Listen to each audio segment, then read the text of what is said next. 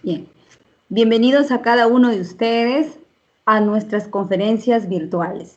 El tema de hoy que corresponde abordar se denomina represión penal y COVID-19.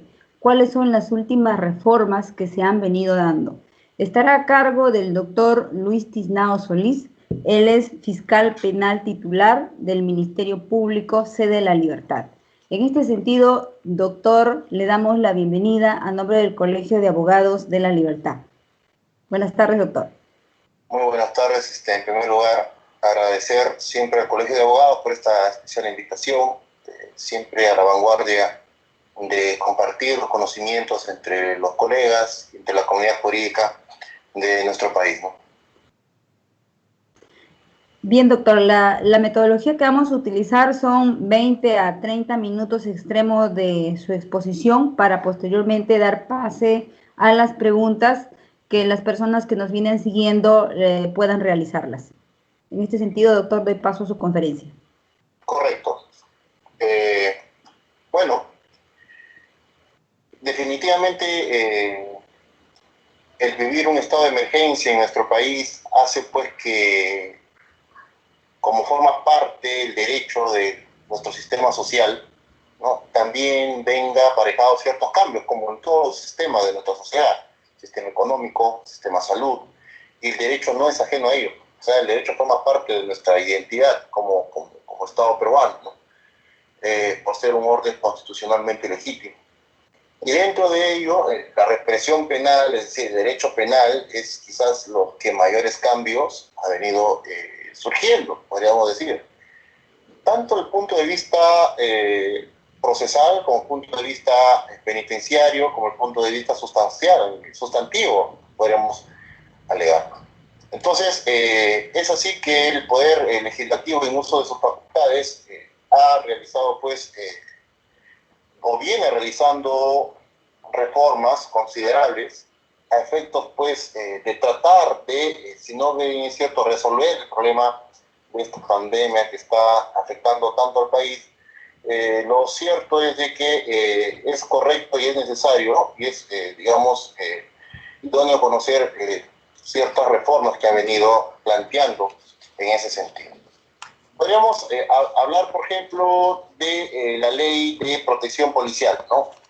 La ley de protección policial que ha venido haciendo, digamos, en los las últimas semanas, bastantes comentarios, discusiones en el ámbito académico, acerca, pues, de la ley 3102, ¿no? A raíz de que, y esto no es nuevo, o sea, no vayamos a pensar de que esto es nuevo, que con esta ley 31012 se ha empezado recién a darle algún tipo de protección a la policía. Eso no es correcto, toda vez de que, pues, esto ya viene antecedido de otros decretos legislativos anteriores. Tan es así que este proyecto de ley, el 31012, ha sido, digamos, aprobado por el Congreso disuelto, ¿no?, el año pasado. Congreso ahora disuelto, Congreso que expidió al Poder Ejecutivo aspectos que lo promulgue o haga las observaciones de ley. No las hizo, pero tampoco las promulgó. Entonces, digamos, con este nuevo Congreso es que se ha visto la necesidad ya de publicar esta ley de protección policial, que viene justamente a raíz de un problema, ¿no?, el del oficial Elvin Miranda, ¿no?, que fue, digamos, sometido a una prisión preventiva, en la cual incluso fue fundada una prisión preventiva, a lo que hubo muchas críticas, ¿no?, por parte de la sociedad, por parte de entes políticos, e incluso el ministro, todos actuales, criticaron esta decisión judicial, y que finalmente esta persona obtuvo su libertad mediante un habeas corpus, ¿verdad?, afrontando su proceso penal en libertad. Sin embargo, ¿cuáles son, brevemente, digamos, las dificultades? Quizás el impacto de esta ley 31012, le voy a decir bien sincero, no nos trae nada nuevo, pero, digamos, el impacto es más disuasivo en la mente del juez. Es más disuasivo en la mente del juez por lo siguiente. Son más o menos 3 cambios fundamentales que da a conocer esta ley 3102. Prohibición de detención preliminar judicial o prisión preventiva contra efectivos policiales. Lo primero, ¿no? Es decir, cualquier persona dice ahora, o cualquier lego, ¿no? Cualquier lego que no tenga conocimiento especializado, va a interpretar esta norma, esta ley, señalando, oye, el policía ahora tiene licencia para matar, ¿no? Porque están prohibiendo a los jueces darle una detención preliminar o una prisión preventiva, ¿correcto? El segundo cambio, que a mi parecer sería fundamental, es que modifica la causal de exención de responsabilidad penal prevista en los miembros de la PNP y las Fuerzas Armadas. Ya lo vamos a ver, ¿no? Al modificar la causal de exención, básicamente eso está previsto en el artículo 20, inciso 11 del Código Penal, en cuanto a que señala que efectivamente los miembros de la personal de la Policía Nacional del Perú estarían en cumplimiento de sus funciones, ¿no? Y el tercer cambio fundamental sería que, y esto sí es un poco bastante criticado, porque deroga el principio de proporcionalidad en el uso de las fuerzas, ¿no? Que estaba reconocido este uso de proporcionalidad en el artículo 4.1c del decreto legislativo 1186, que regula justamente el uso de la fuerza pública por parte de la violencia por parte de efectivos policiales. ¿Correcto? ¿Por qué se cuestiona la prohibición de imponer detención preliminar judicial o prisión preventiva a personal de la Policía Nacional del Perú? Esa sería una buena pregunta. ¿Por qué se cuestiona? Se cuestiona básicamente porque, por dos argumentos, ¿no? Porque en primer lugar limitaría la independencia judicial, ¿no? Porque ya está prohibiendo a los jueces dar una prisión preventiva contra los efectivos policiales, ¿no? Y segundo, porque vulnera el principio de igualdad ante la ley, ¿no? Digamos, alguien podrá decir por qué ellos tienen privilegios como funcionarios públicos cuando todos, según la Constitución, somos iguales ante la ley, ¿no? ¿Correcto? Es más, la Corte Suprema en el Acuerdo Plenario 5/2019 ha señalado que la prisión preventiva tiene que darse con desarrollo de criterios generales para todos y no se tiene que especificar, no corresponde establecer consideraciones particulares, ¿no? En virtud al desempeño de una función pública, ¿no?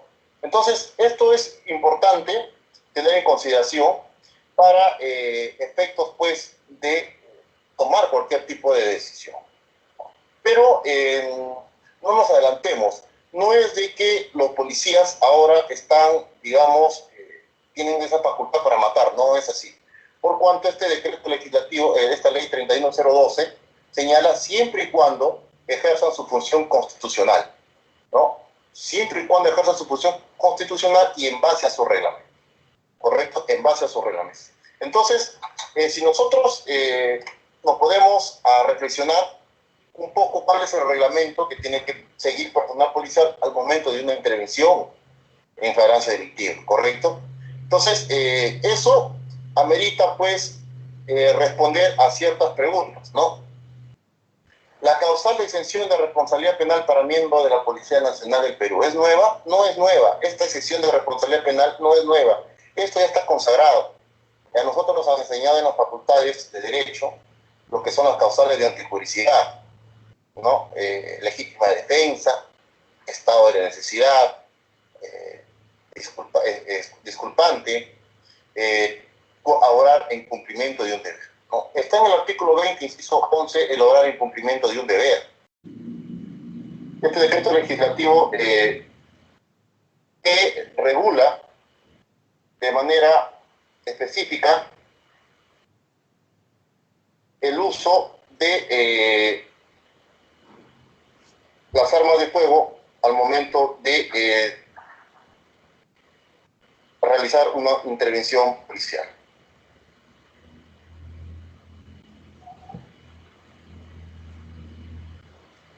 De esta manera, el decreto legislativo 1186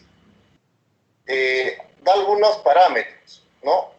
Da, por ejemplo, una consideración particular que a mí me llama la atención, puesto que toda intervención policial tiene que centrarse en 4 principios: legalidad, necesidad, proporcionalidad, ¿correcto? E idoneidad. Es decir, si es que un efectivo policial ve la posibilidad de utilizar un medio menos lesivo, evidentemente habrá que siempre optar por ese camino, ¿no? Nosotros sabemos que el uso de la fuerza policial ha habido exabruptos por parte de los particulares al momento, pues, cuando son intervenidos en esta pandemia, ¿no? Lo cual, pues, hacen que en algunos casos personas, pues, estarían, o la sociedad, totalmente disconformes con el actuar de nuestra misma sociedad, ¿no? Y es necesario que la comunidad jurídica, los abogados, tengamos en consideración, digamos, cuándo el uso de los niveles de fuerza del personal policial podría generar algún tipo ya de delitos en una investigación, ya sea por lesiones, ya sea por abuso de autoridad, ya sea por homicidio, ¿no? Entonces, los niveles del uso de la fuerza están regulados en este decreto legislativo 1186, en el artículo 7. En primer lugar, existen dos tipos de resistencia, ¿no? La pasiva y la activa. La pasiva está, digamos, en función a que toda intervención tiene un riesgo natural de que va a haber una resistencia por parte de los ciudadanos, ¿correcto? Es la amenaza permanente que no está visible presente en la intervención policial, ¿no? Así, por ejemplo, tenemos dos clases de ciudadanos, el cooperador y el no cooperador, ¿no? El no cooperador no acata las indicaciones, pero tampoco agrede, ¿no? Es una persona renuente, pero no agresiva. Y el cooperador activo, el cooperador, el no cooperador, no acata las indicaciones de personal policial y no agrede.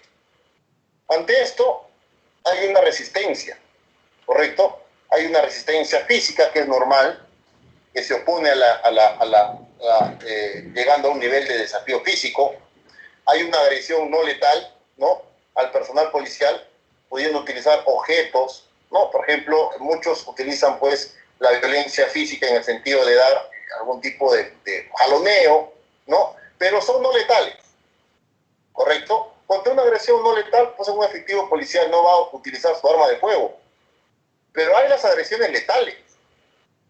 Las agresiones letales ponen en peligro inminente de muerte o lesiones graves al personal policial, ¿correcto? Los niveles de uso de la fuerza por el personal de la policía son tanto los niveles preventivos como los niveles reactivos. Es decir, en los niveles preventivos, lo que tiene que hacer la policía es, por ejemplo, identificarse, darse a conocer quiénes son, ¿correcto? Presencia policial entendida como la demostración de autoridad del personal de la policía uniformado, equipado, ¿no? Siempre en actitud de alerta, en actitud de sospecha, porque una intervención policial no se sabe en realidad qué es lo que puede pasar, ¿no? Tiene que ser el uso de la comunicación oral con firmeza, ¿no?, con la energía necesaria y el uso de términos adecuados, ¿correcto? Pero siempre con la firmeza ante cualquier tipo de violencia que pueda ser ejercida por parte del personal policial. Ya el segundo nivel es el nivel reactivo, ¿correcto? El nivel reactivo son tácticas defensivas no letales, ¿no? Como es el uso de medios de policías no letales para contrarrestar y superar el nivel de agresión o resistencia, ¿no? Y la fuerza letal ya es el uso de armas de fuego, ¿correcto?, por personal policial contra quien realiza una acción que represente un riesgo inminente, un peligro real eminente, ¿no? Y cuando estamos ante un peligro real inminente, ya pues estamos ante una actuación por parte del personal policial de una legítima defensa, ¿correcto? De una legítima defensa como causal de antijuricidad, y se actúa con el objetivo de defenderse, pues, la vida propia, también puede ser de terceras personas, ¿correcto? Este mismo decreto legislativo 1186, ¿no?, da a conocer, pues, que efectivamente ante esto, ¿no?, el personal de la Policía Nacional del Perú se identifica, individualiza a las personas, ¿no?, a intervenir, da una clara advertencia de su intención de usar la arma, usar la fuerza, ¿correcto?, con tiempo suficiente para que se tenga en cuenta, ¿correcto? Es decir, hay que dar, según este decreto legislativo, un tiempo suficiente para que las personas capten el mensaje de personal policial. Salvo, dice el decreto legislativo, salvo que esa advertencia le ponga en peligro o creara un grave riesgo para su salud, para su vida, ¿no? A él, a sus compañeros o a otras personas, o cuando la advertencia resulta manifiestamente evidente, inadecuada, dadas las circunstancias del caso. ¿Correcto? Entonces, la gran pregunta que nos hacemos es, ¿cuándo se dan estas circunstancias, pues, que, cuando se advierte una advertencia que ponga en peligro su vida? Por ejemplo, personal policial.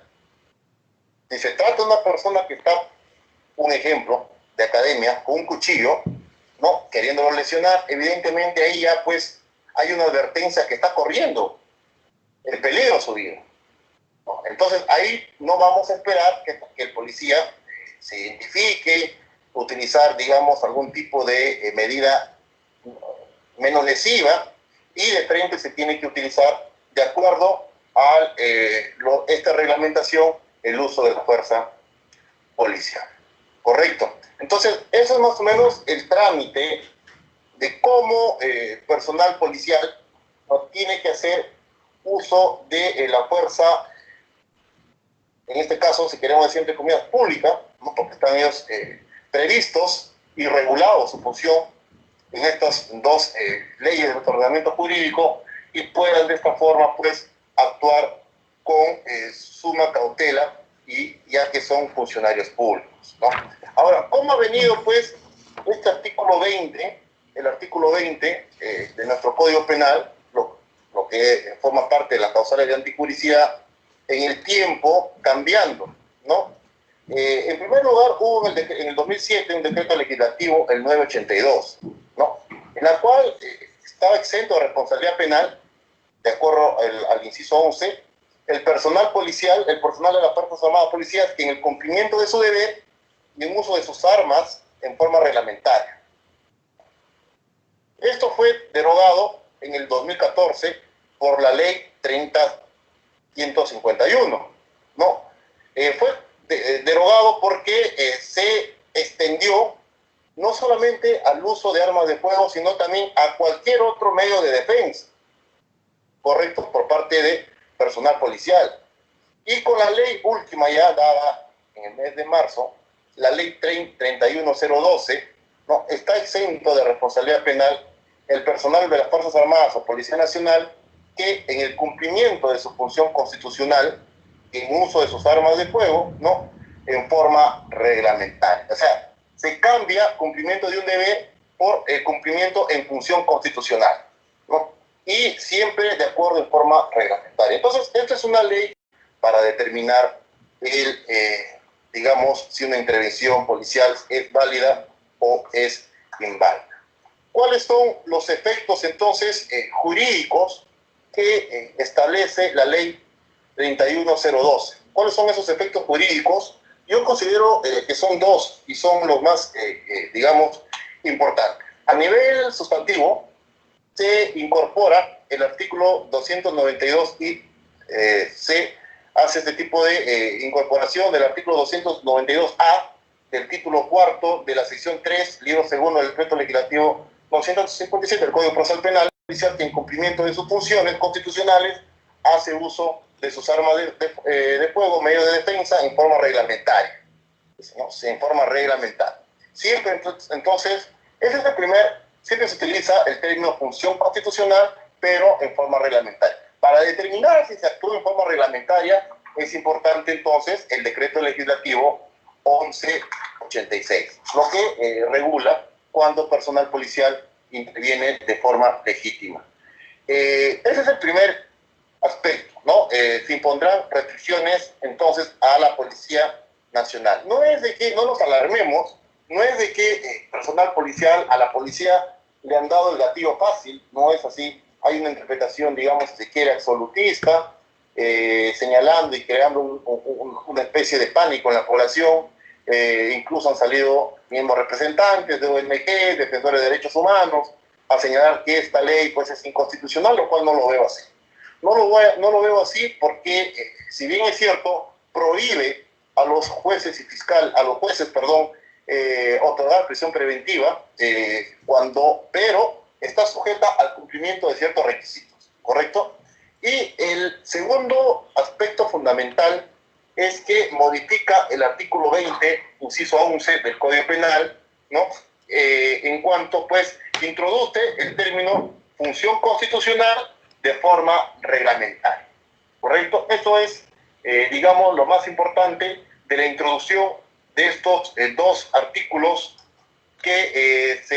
la introducción, digamos, de estos dos artículos, del artículo 292A del Código Procesal Penal y el artículo 20, inciso 11 del Código Penal, que regula, repito, las causas de antijuricidad, ¿no? No solamente, entonces, está previsto un cambio a nivel de procesal, sino también un cambio previsto a nivel dogmático. Y esto elimina justamente la antijuricidad en una conducta penal, ¿no? Ya estuvo regulado antes, evidentemente ha estado regulado de manera pues, precisa. Por tanto, lo que ha querido quizás el congresista o el mensaje, del Congreso a la sociedad peruana es de que hay que tener un poco de respeto a la función policial, ¿no? Digamos, es innecesaria desde el punto de vista sustantivo, desde el punto de vista teórico, porque evidentemente pues ya estaba regulado en el artículo 20, inciso 2. Pero el efecto siempre ha sido más bien simbólico. Es lo que se llama el derecho penal simbólico, ¿no? La expansión del derecho penal a través de la introducción de normas que más que todo lo que fomentan es un poco de disuasión en la población, incluso en los mismos jueces, al momento de valorar este tipo de conducta. Acabo con esto. En la ley 31012 se ha eliminado lo que es evidentemente algo fundamental, que se derogue el principio de proporcionalidad reconocida en el decreto legislativo 1186, ¿no? Se ha derogado el principio de proporcionalidad. ¿Esto qué significa? Que los policías ya no van a actuar, digamos, de una manera racional, de una manera necesaria. No, eso no significa esto, porque de alguna u otra manera un decreto legislativo no puede estar por sobre encima de la constitución política. Y la constitución política es bien clara y señalar que la función de la Policía Nacional del Perú está de acuerdo, ¿no?, al principio de legalidad, ¿no? Hay que intervenir de una forma tal que tú tienes que respetar los derechos fundamentales de las personas. Si bien es cierto, ha habido una derogación del principio de proporcionalidad, pero eso no quiere decir que no se tome en consideración pues, los otros principios, ¿no? Porque hay principios fundamentales con el principio de necesidad e idoneidad, ¿no?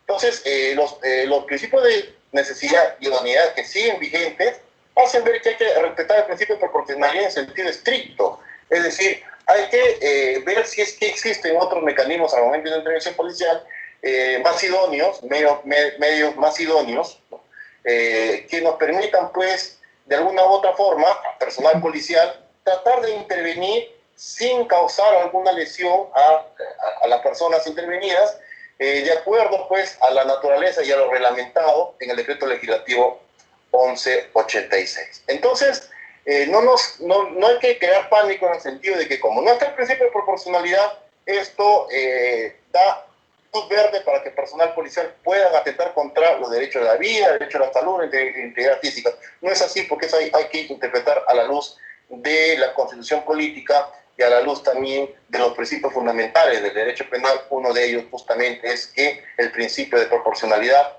está regulado y de lesividad en el título preliminar del Código Penal.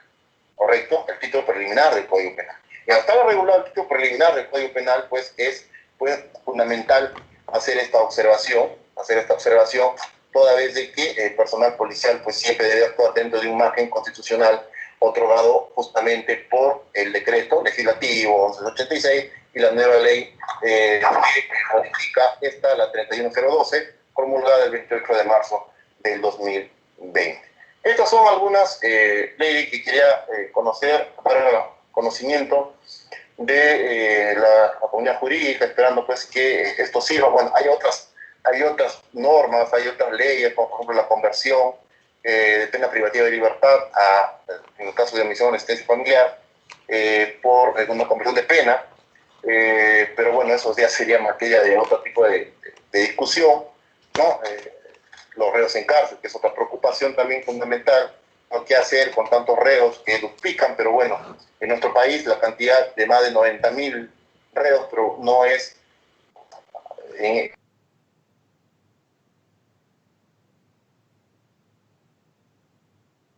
Muy bien, doctor, muchas gracias. Una pregunta, mientras invitamos a los demás participantes que nos la hagan. Este domingo hemos tenido nosotros una intervención acá en la ciudad de Trujillo, donde vemos que se ingresa a la vivienda que estaban celebrando un cumpleaños.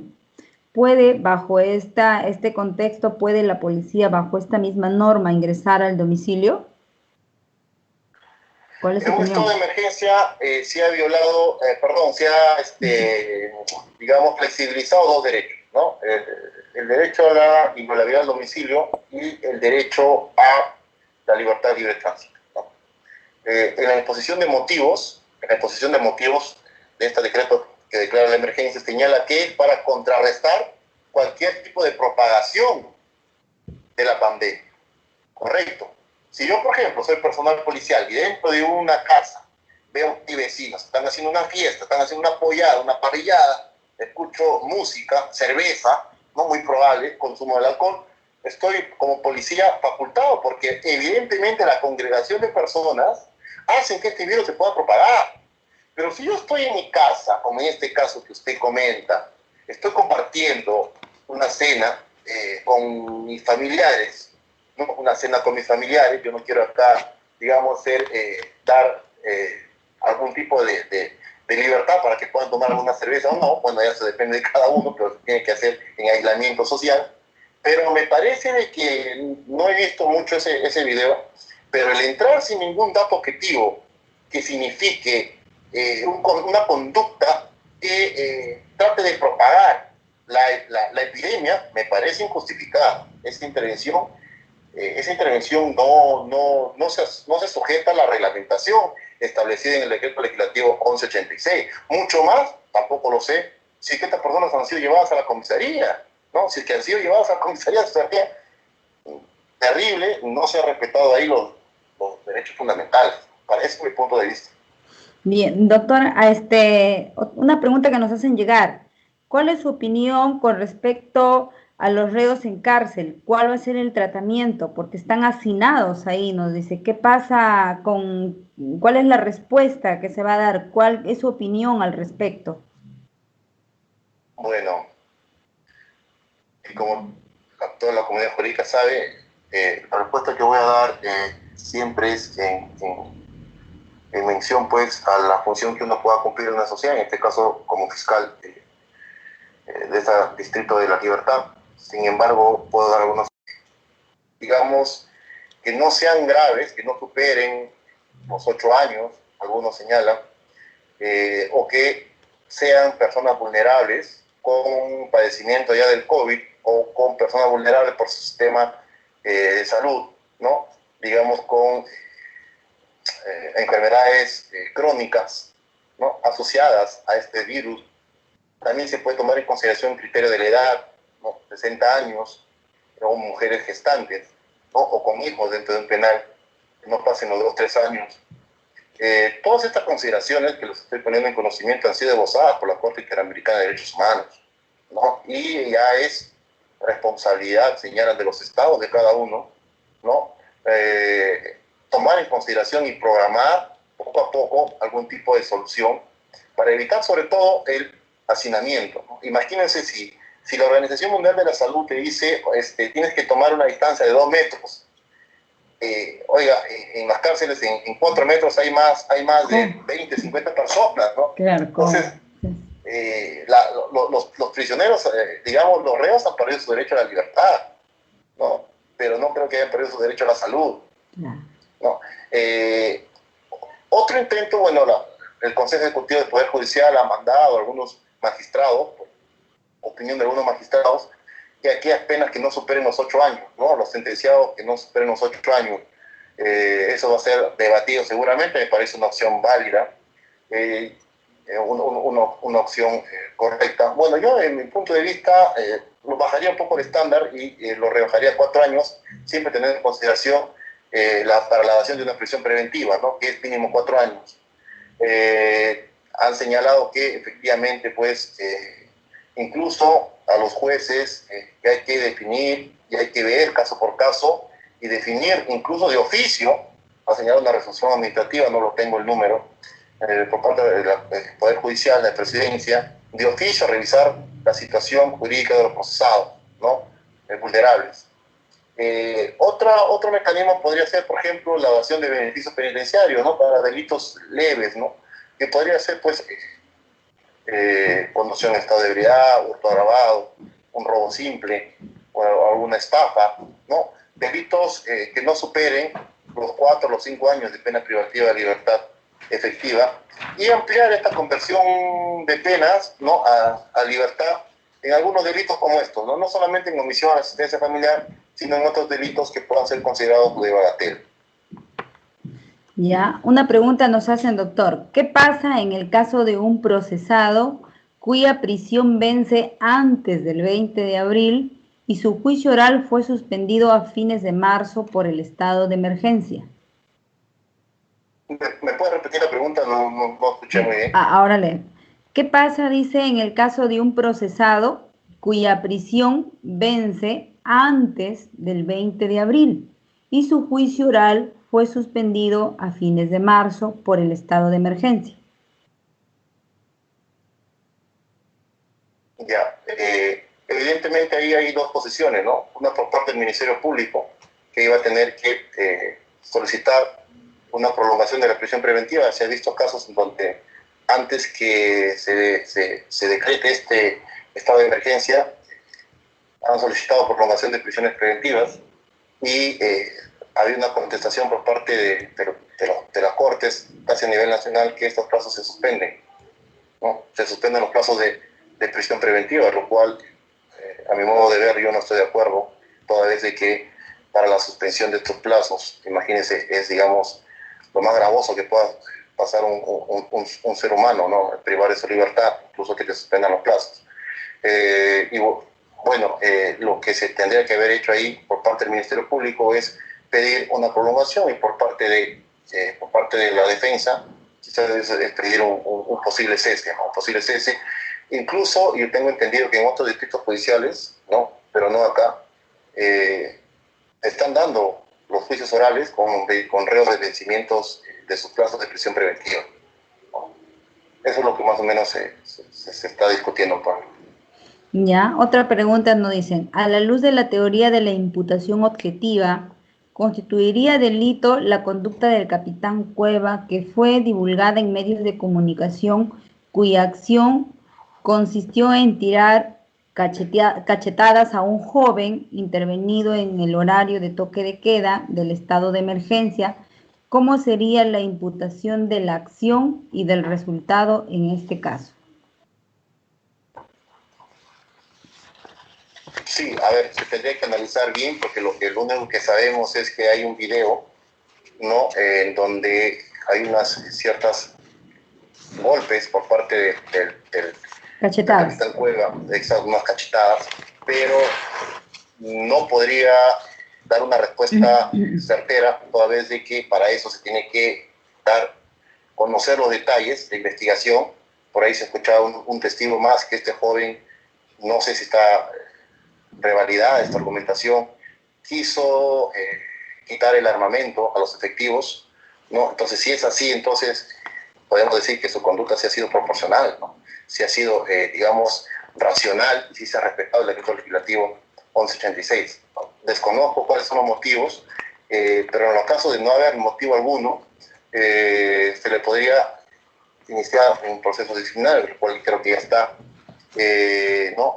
Pero para la cual se tendría que determinar otras consideraciones, pero a la luz de la imputación objetiva, bueno, son 4 instituciones: un riesgo permitido, principio de confianza, prohibición de regreso, actuación a propio riesgo, No, me imagino que la pregunta está por la actuación a propio riesgo, es decir, aquella persona que, sabiendo que está en un estado de emergencia, se expone voluntariamente a ser intervenido por personal policial y luego ser, pues, de alguna u otra forma intervenido, vulnerando sus derechos, no cabría ningún tipo de responsabilidad por parte del personal policial o militar. Bueno, entiendo que la pregunta podría ir por ese camino, pero si es así tampoco, porque luego de la imputación objetiva de ser afirmativa, se tiene que determinar en el nivel de la antijuricidad la conducta del militar, en este caso, si es que ha intervenido en cumplimiento de su deber, función constitucional, ¿no? Entonces, para ello se tendrá que analizar, pues, el caso en concreto. Muy bien, muchísimas gracias, doctor Luis Tiznado. Ha sido importante contar con su colaboración, el agradecimiento a nombre del Colegio de Abogados de la Libertad. Gracias a todos los demás por seguirnos. Algo que se nos estaba olvidando es hacer extensiva las disculpas del doctor Fran Almanza. Él estaba en una videoconferencia a última hora coordinada por su entidad, el Ministerio Público, por unos temas de gestión administrativa, de cómo van a trabajar algunas labores que se van a activar a través de esta institución, y nos solicitó que hagamos extensivo y se compromete con nosotros para, de acuerdo a nuestra programación, poder contar con su participación. Bien, dicho eso, doctor, le reiteramos el agradecimiento. Agradecemos a todos ustedes por seguirnos y nos estamos viendo este sábado en la tarde. Muy bien, nos estamos viendo. Gracias. Hasta luego. Hasta luego.